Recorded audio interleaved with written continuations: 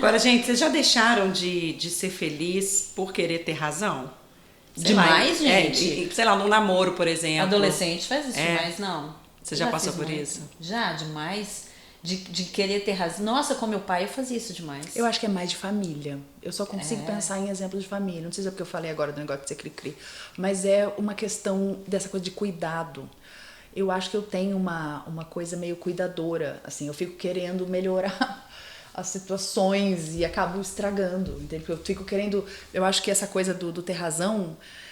Você pode querer ter razão até certo ponto, depois desistir e vai ser feliz. O problema é isso, do convencimento. Você ficar tentando convencer o outro de que você tem razão é que é o problema. Mas o problema é quando você não tem maturidade, e é por isso que eu falei que isso acontece muito quando a gente é adolescente. Bom, apesar de que a gente, fazendo parênteses aqui, tem gente que morre assim, eu conheço umas terceira idade que continua ainda assim, na imaturidade. E aí a pessoa ela não dá o braço a torcer.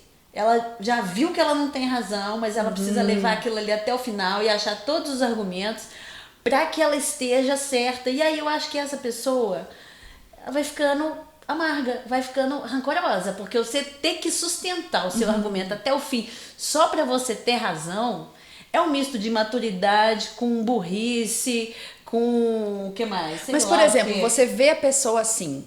Né? Sei lá, alguém da família. Você vê a pessoa sendo, lá no sul fala murrinha. A pessoa está sendo murrinha. Murrinha, isso. Aqui fala murrinha. Então a pessoa está sendo murrinha, está insistindo naquilo que ela está vendo que aquela insistência dela não está sendo boa nem para ela mesma. Mas você tem uma relação amorosa. Até onde você vai? Essa é a questão. Até onde você vai para tentar convencer aquela pessoa de que uma mudança de atitude dela...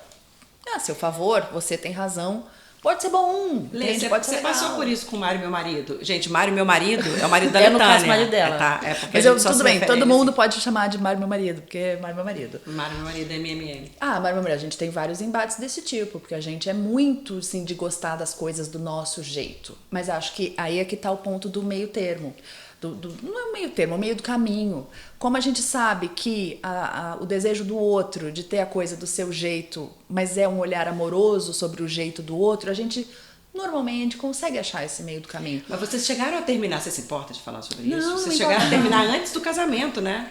E tinha a ver com isso. Sim, a gente teve um período. Tinha uma coisa de sustentar, assim, de eu achar que eu tinha razão no modo como eu estava levando o relacionamento. Eu tinha tanta certeza que eu tinha razão que eu não dividi aquilo que me incomodava. E a coisa foi indo como se esse fosse o único jeito de ir, sabe?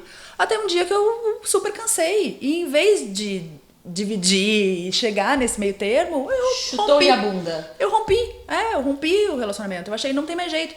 Só depois que voltamos a conversar, na verdade, ele insistiu por não estar entendendo o que estava acontecendo. E quando a gente voltou a conversar, eu falei, agora eu vou falar. Né? Pra ele tava tudo bem. E aí, quando ele fez esse contato, eu falei, então, agora eu vou falar tudo.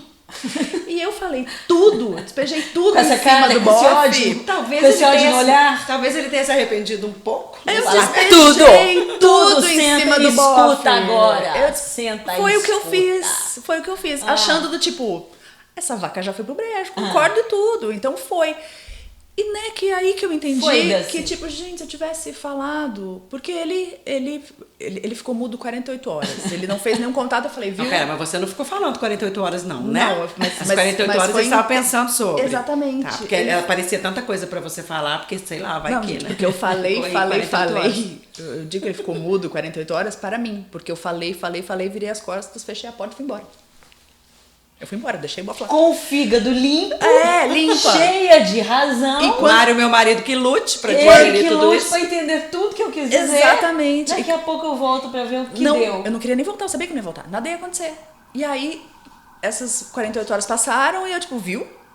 Agora ele entendeu e a gente tem que estar separado. Aí ele me ligou 48 horas depois. Viu como eu tenho razão? Exatamente. Viu como eu tenho razão? Aí ele me ligou 48 horas depois, dizendo, eu entendi tudo, demorou um pouco, mas eu entendi tudo que você quis me dizer, eu tô entendendo agora, e entendendo eu te digo, não é sobre a gente voltar, é sobre começar um novo relacionamento, e eu tô aqui disposto a isso. Uau! E aí começou? E aí Recomeçou. Recomeçamos. Com a sua razão imposta. Não era imposta, era uma razão dividida. Quando eu dividi o que eu tava sentindo, porque também às vezes a gente quer ter razão, gente, porque a gente acha que a gente tem que estar com toda a situação na nossa mão, sob o nosso controle. Entendi, aí você dividiu o que você estava sentindo. E ele entrou deu a ele a com oportunidade de se contribuir posicionar, e se posicionar. Que fofo, Pois achei é, mas fofo. olha o tempo. Se todos tivéssemos essa maturidade, Pois é, mas olha quanta maturidade eu ganhei nesse processo. não é?